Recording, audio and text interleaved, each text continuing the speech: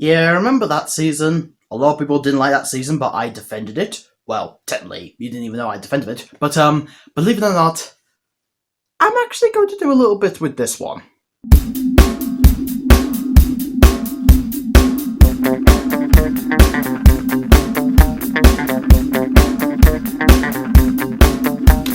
The filming Daniel.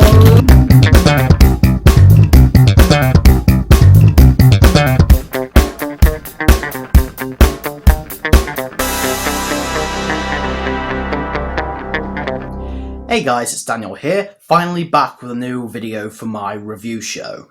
Now, with the second half of the final season of Fear the Walking Dead coming this October, I thought I should go back and look at a season that I didn't talk about too much, but after reviewing the first 6.5 seasons of Fear the Walking Dead in my review from last year, I thought I should talk about this season as a whole.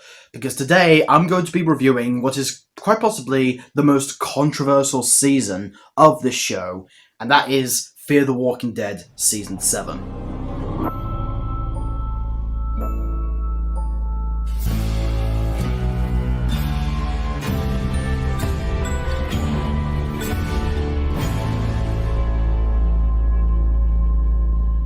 So in Season 7 of Fear the Walking Dead, it takes place a few months after Season 6, and Teddy's nuclear bombs have spread all across Texas, radiation is all over the map of Texas, and Morgan and the gang are spreaded and not sure how to survive, but trying their best to survive.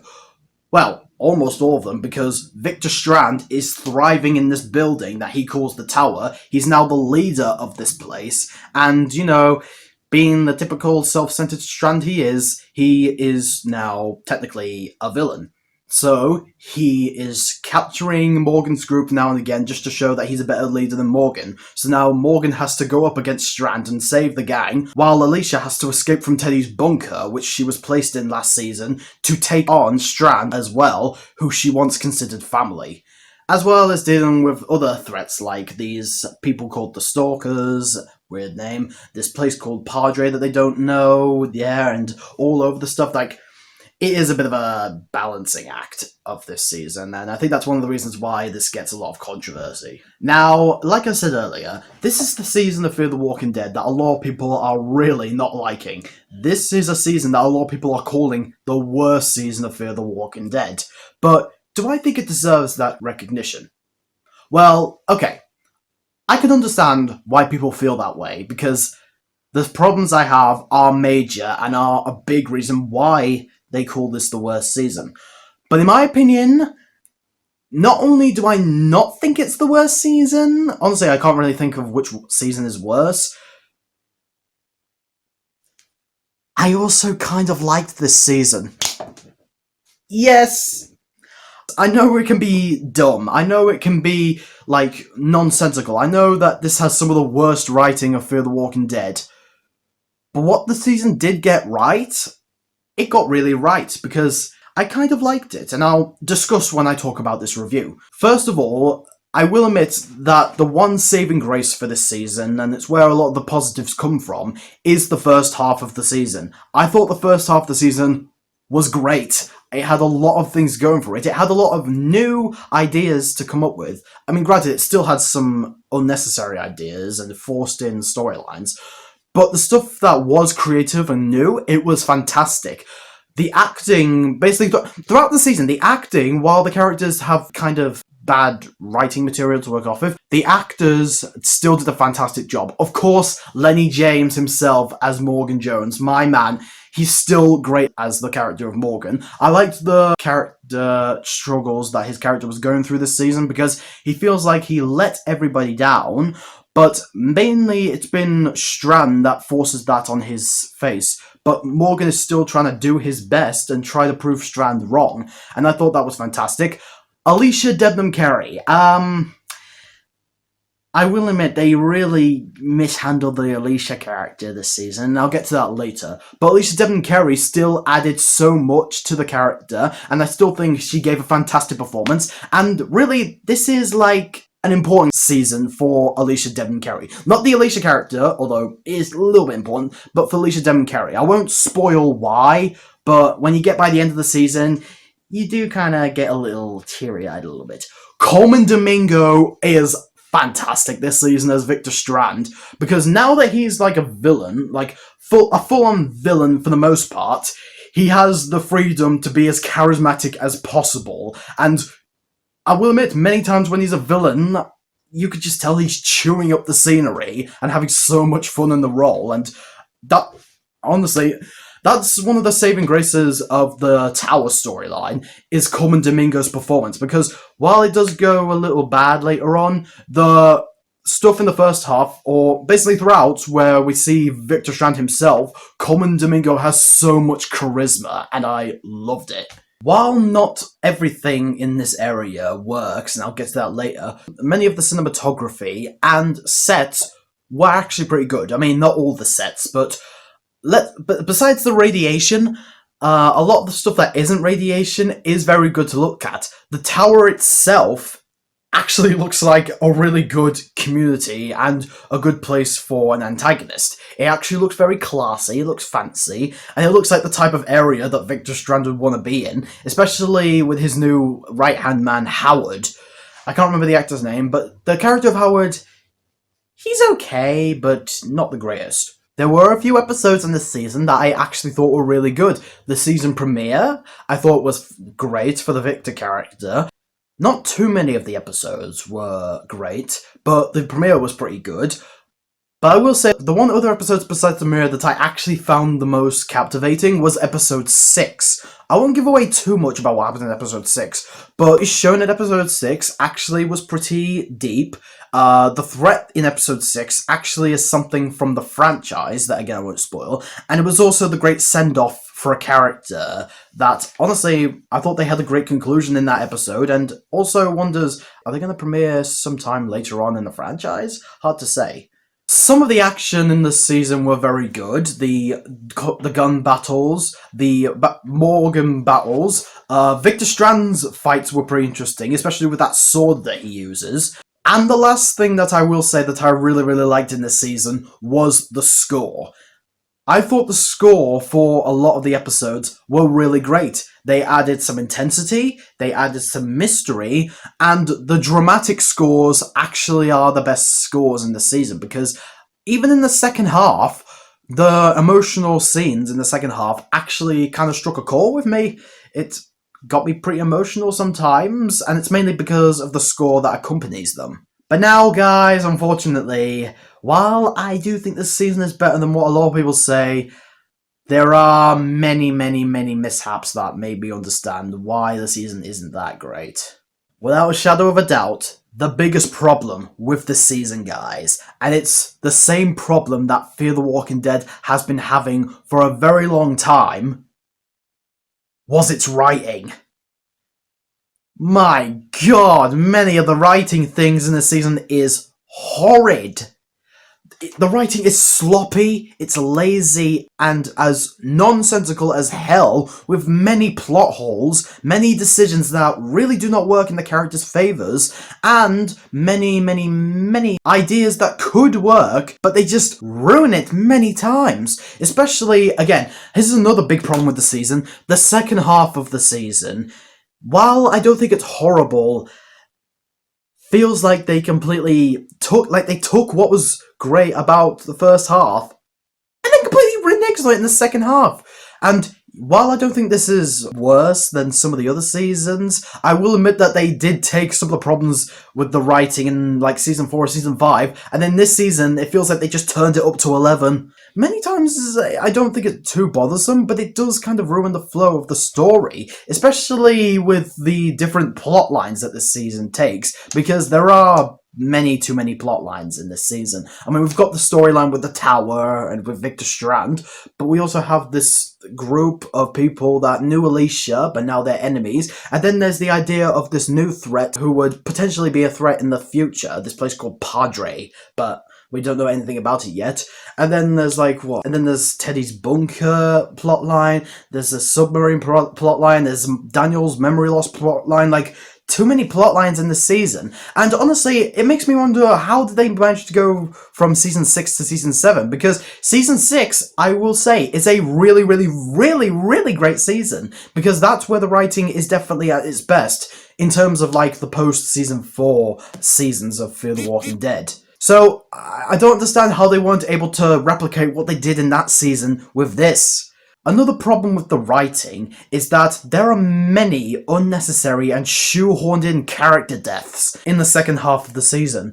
These deaths just don't feel earned. They just felt like, oh, well, this character's death might mean something to the plot, but actually they might not, so let's just kill these characters anyway. And many of the characters' deaths came from very poor decisions that they make. Like, this character's like, I'm gonna protect this person, have to get through the horde. No, we're not gonna use Walker's guts. That's just not gonna work. Let's put this, like, weird uniform that should defend ourselves from these walkers, but nope. Those walkers can smell human, so why didn't you just put the guts on anyway? But it doesn't matter, and that person gets bit. Like, what? If you just stick with walker guts to begin with, you wouldn't have gotten killed. And also, a character death later on is made from a decision that honestly did not make any sense. And I'm just being vague right now because I don't want to give any spoilers away. But throughout the second half, I always felt like that there was no reason to kill these characters. There wasn't too much of a reason for it. And speaking of the characters definitely go to hell later on in the season. Some of them later on in the season are actually kind of emotional, but they're still pretty stupid. Like, we have the storyline between Daniel and Luciana. There's this kind of, like, problem with Daniel's memory that makes him see something that happened many years ago in the season, but he thinks that that's a totally different thing. And again, I'm being vague because I don't want to spoil what he's going through. And while the resolution to that storyline is very emotional, it does seem very idiotic sometimes. I mean, Daniel, I can kind of buy. I mean, it's kind of weird that he's going through this memory loss, but, it's memory loss, so what are you going to do? Luciana, however, there's a scene in this season where Luciana actually has to lie to Daniel in order to achieve something.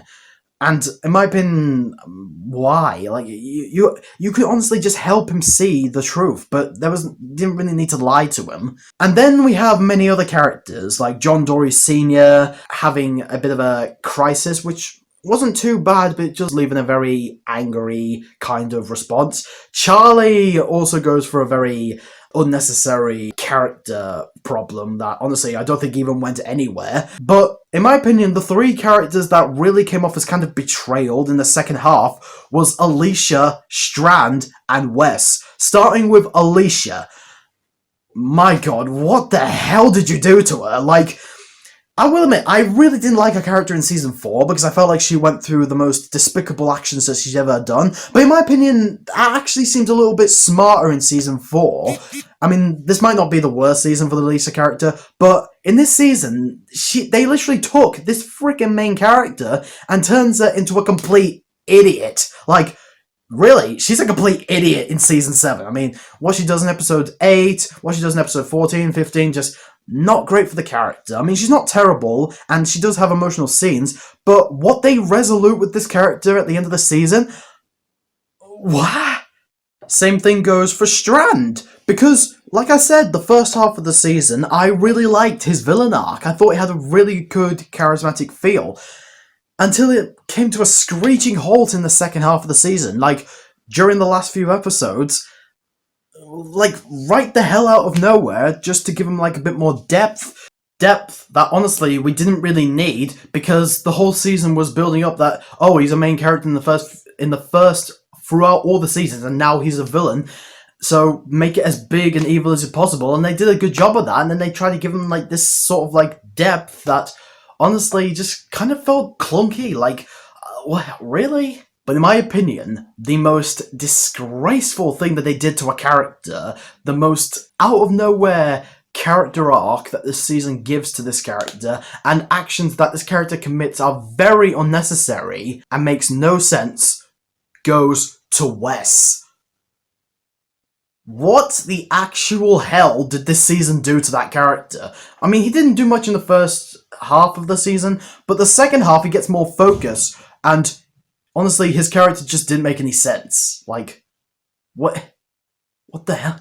Like, all the actions that he does, it didn't really make much sense, and it was just forced actions just to bring his character up tight. Like, honestly, just what they were doing with this character, just, I honestly, again, I'm being vague because I don't want to spoil what happens with this character, but seriously, there wasn't a reason for this character to do what he did. It was just a last-minute character and just felt like a big cop-out. And speaking of that, the battle for the tower. While it's not the worst thing in the world, it did come off as a bit of a letdown, because the end of the first half built up that there's going to be this giant war between characters and Strand's army. I was expecting like a huge big battle, and that's why they said at the end of the first half, we're going to war. So what Strand has to face against would have actually been a huge threat and actually come off as a bit complex. Instead, what we got was a few good emotional moments, but a random redemption arc for one of these characters, and then the end of two characters, one that dies and one that leaves the show, that honestly just whatever the hell they were doing, and now this one character's dead and that other character is gone. Supposedly. I mean, maybe the character might come back, but I don't know, we're already halfway through the final season and there's no hints to it at all. And even the person playing the character stated that they don't want to come back, but they could. But if the character does come back or not, I'm not sure the character's going to have the same impact that they did in previous seasons. And I'm sure many of you can agree when it comes to the Battle of the Tower. And lastly, I am not a fan of some of the, technical or, productive decisions that this season has. For example, the setting. While the tower and some of the, community sanctuaries that this season creates are very good, the radiation setting, it's not that great to look at. I mean, radiation, yellow stuff, just feels like an eyesore to watch. And the backgrounds, honestly, for Walking Dead television standards, are so cheap. You can literally tell that the backgrounds during the radiation feel like sets for a productive stage play, not for a Walking Dead television series. I mean, it feels like one of those educational kids programs that have a mystical land, but it's just props all over the place. That's what this feels like, except there's radiation weirdness around it.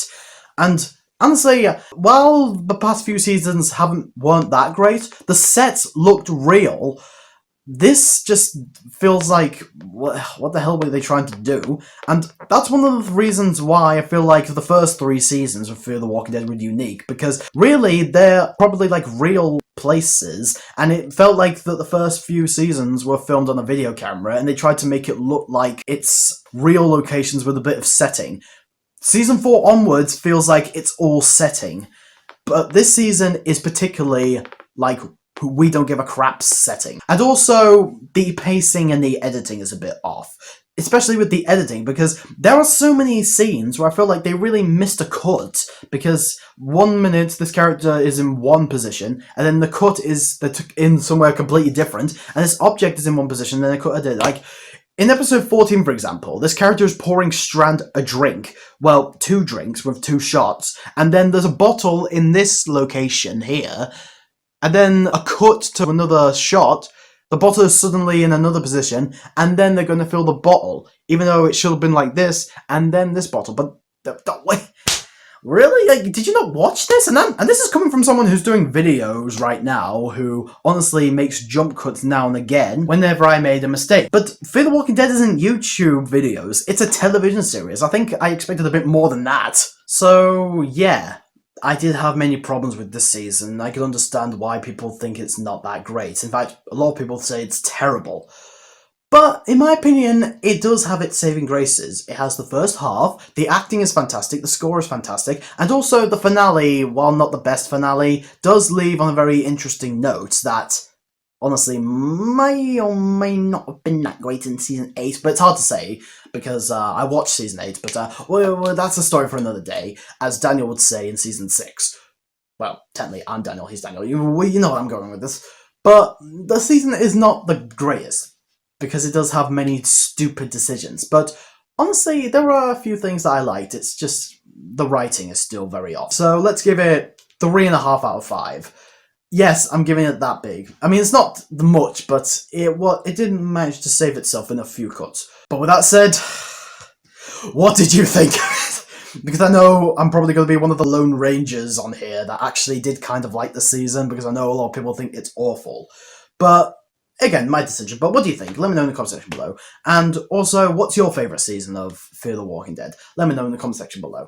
Anyway, I hope to get more videos done, and I'm Daniel reviewing movies, TV shows, and doing videos. Till then, peace out, man.